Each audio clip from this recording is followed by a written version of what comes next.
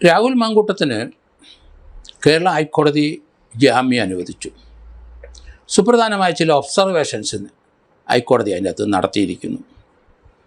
കേരള ഹൈക്കോടതിയിലെ പ്രശസ്തനായ ക്രിമിനൽ കാര്യങ്ങൾ കൈകാര്യം ചെയ്യുന്ന ജഡ്ജിമാരിൽ മുൻപന്തിയിൽ നിൽക്കുന്ന ഒരു വ്യക്തി തന്നെയാണ് കൗസർ എടപ്പകത്ത്. അദ്ദേഹത്തിൻ്റെ പല ജഡ്ജ്മെൻറ്റുകളും പല നിരീക്ഷണങ്ങളുമൊക്കെ ക്രിമിനൽ കേസുകളിലെ വളരെ സുപ്രധാനമായ കാര്യങ്ങളിലേക്ക് നയിച്ചിട്ടുണ്ട്. കൗസർ എടപ്പകത്ത് ആണ് രാഹുൽ മാങ്കൂട്ടത്തിന് ഇപ്പോൾ ജാമ്യം അനുവദിച്ച്. ബന്ധം തകരുമ്പോൾ ബലാത്സംഗം എങ്ങനെ പ്രഥമദൃഷ്ട്യ മനസ്സിലാകുന്നതെന്ന് ജസ്റ്റിസ് എടപ്പകത്ത് ചോദിച്ചിരിക്കുന്നു. ഗർഭഛിദ്രത്തിന് മരുന്ന് കൊടുത്തു എന്ന് പറഞ്ഞിരിക്കുന്ന കാര്യങ്ങളും അതൊരു സമ്മതത്തോടു കൂടിയാണ് നടത്തിയതെന്നാണ് മനസ്സിലാകുന്നത്. ബലം പ്രയോഗിച്ച് ഗർഭഛിദ്രം നടത്തിയെന്നോ ബലം പ്രയോഗിച്ച് കുടിപ്പിച്ചെന്നോ ഒരു കേസില്ല. അതുകൊണ്ട് ക്രിമിനൽ അബോർഷൻ അത് നിലനിൽക്കത്തില്ല. അവർ തന്നെ അത് വാങ്ങി കുടിച്ചതായിട്ടാണ് അവരുടെ തന്നെ സ്റ്റേറ്റ്മെൻറ്റിലും പോലീസിൻ്റെ ഇതിൽ നിന്നും കേസിൽ നിന്നും മനസ്സിലാകുന്നത്. ഭീഷണിപ്പെടുത്തിയോ ബലം പ്രയോഗിച്ചോ കുടിപ്പിച്ചെന്നുള്ളൊരു കാര്യം അഥവാ ഉണ്ടെങ്കിൽ അത് ട്രയൽ സമയത്തെ വെളിയിൽ വരികയുള്ളൂ. കോടതിയുടെ നിരീക്ഷണം അങ്ങനെയാണ്. 2025 പ്രതിയും അതുപോലെ തന്നെ പരാതിക്കാരിയും തമ്മിൽ പരിചയപ്പെടുന്നത്. ജനുവരി ഒടുവിൽ പരാതിക്കാരിയുടെ തിരുവനന്തപുരത്തുള്ള വീട്ടിൽ അത് മാർച്ചിലും വന്നു എന്ന് പറയുന്നു. മാർച്ചിൽ 2-3 ദിവസം വന്ന് രാഹുൽ മാങ്കൂട്ടം താമസിച്ചു. അപ്പോൾ റേപ്പില്ല, പരാതിയില്ല. മാർച്ചിൽ പരാതിക്കാരി ട്രിവാൻഡ്രത്തെ വീട്ടിൽ വിളിച്ചു വരുത്തി താമസിപ്പിക്കുകയായിരുന്നു. ഒരു കാര്യം നമ്മൾ മനസ്സിലാക്കണം, ഇവർ വിവാഹിതയായ ഒരു സ്ത്രീയാണ്. ശരീരബന്ധത്തിന് സന്നദ്ധയില്ലാത്ത ഒരു സ്ത്രീ, വിവാഹിതയായ സ്ത്രീ എന്തിനാണ് തൻ്റെ ഫ്ലാറ്റിൽ രാഹുലിനെ വിളിച്ചു വരുത്തിയത്? 2 ദിവസം അവിടെ താമസിപ്പിക്കുകയും ചെയ്തു. അതൊരു റേപ്പിൻ്റെ പരിധിയിൽ വരുമോ? ഉഭയസമ്മതപ്രകാരമുള്ള ഒരു ബന്ധമായിരുന്നു. ആ ബന്ധം 2-3 ദിവസം നീണ്ടു നിൽക്കുകയും അത് അവരുടെ വീട്ടിൽ തന്നെയാണ്, അവരുടെ ഫ്ലാറ്റിൽ തന്നെയാണ്, അവർ വിവാഹം കഴിച്ച സ്ത്രീയുമാണ്. മെയ് മാസം ഒടുവിൽ പരാതിക്കാരി ഹർജിക്കാരൻ്റെ പാലക്കാട്ടെ ഫ്ലാറ്റിലെത്തി 2 ദിവസം താമസിച്ചു. അപ്പോഴും പരാതിയില്ല, അപ്പോഴും റേപ്പില്ല. അത് തന്നെയല്ല, 1 മാസം മുമ്പ് ഈ പരാതി കൊടുക്കുന്നതിന് മുമ്പ് അവർ വീണ്ടും പാലക്കാട്ടെത്തി അവിടെ 2 ദിവസം താമസിച്ചു. അതിനുശേഷമാണ് അവർ റേപ്പ് തന്നെ നടത്തിയെന്നുള്ള പരാതി കൊടുക്കുന്നത്. ഒന്നും പൊരുത്തപ്പെടുന്നില്ല എന്ന് കോടതി പറഞ്ഞു. അവരുടെ സ്റ്റേറ്റ്മെൻറ്റ് തന്നെയാണ്, അവരുടെ മൊഴി തന്നെയാണ് കോടതി പരിശോധിച്ചത്. പരസ്പര ബന്ധമില്ല, പരസ്പരം പൊരുത്തപ്പെടുന്നില്ല. ശാരീരിക ബന്ധത്തിന് സന്നദ്ധയല്ലാത്ത ഒരു സ്ത്രീ എന്തിനാണ് ഇയാളെ അവരെ തിരുവനന്തപുരത്തും പാട്ടിലേക്ക് വിളിച്ചു വരുത്തിയത്? കോടതി അത് തന്നെ ചോദിക്കുകയാണ്. ഉഭയകക്ഷി സമ്മതപ്രകാരമായിരുന്ന ഒരു ബന്ധമാണ് രാഹുലും ആ അതിജീവിതം തമ്മിൽ ഉണ്ടായിരുന്നതെന്ന് കോടതി നിരീക്ഷിച്ചു. ആ ബന്ധം മോശമാകുമ്പോൾ എങ്ങനെ അത് ബലാത്സംഗമാകും?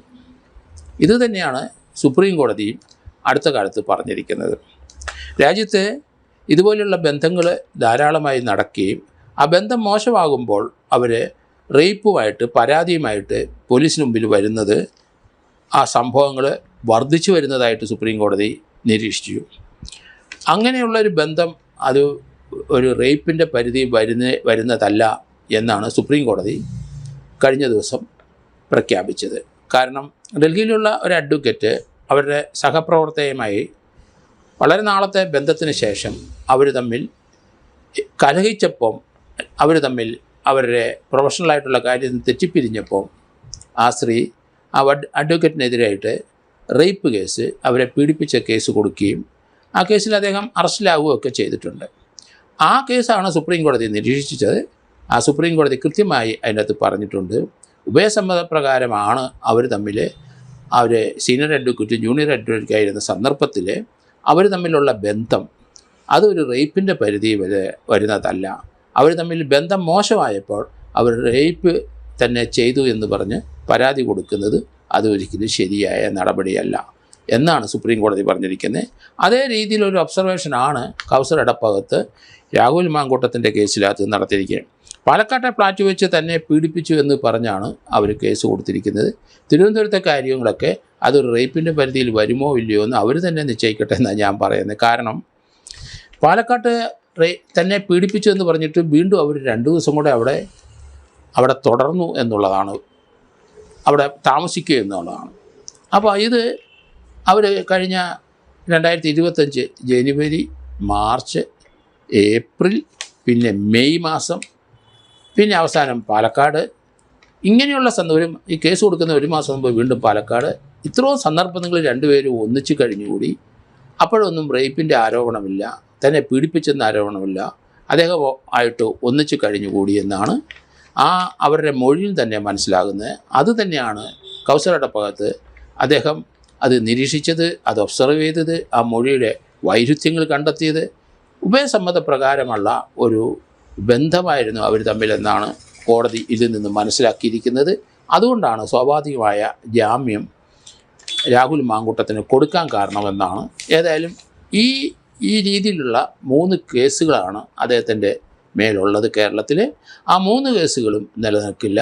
ഇതേ സമാന സ്വരൂപമായ സമാന രീതിയിലുള്ള മൊഴിതാണ് 3 കേസിലും വന്നിരിക്കുന്നതുകൊണ്ട് സുപ്രധാനമായ ചില നിഗമനങ്ങൾ ഹൈക്കോടതിയിൽ, സുപ്രീം കോടതിയിലും ഇതുപോലുള്ള കേസിൽ വന്നു കഴിഞ്ഞുകൊണ്ട് ഇനി ഇതുപോലുള്ള സംഭവങ്ങൾ, ഇതുപോലെ ബന്ധങ്ങൾ മോശമാകുമ്പോൾ ഈ രീതിയിലുള്ള കേസുകൾ ദയവ് ചെയ്ത് സ്ത്രീകൾ കൊടുക്കരുത്.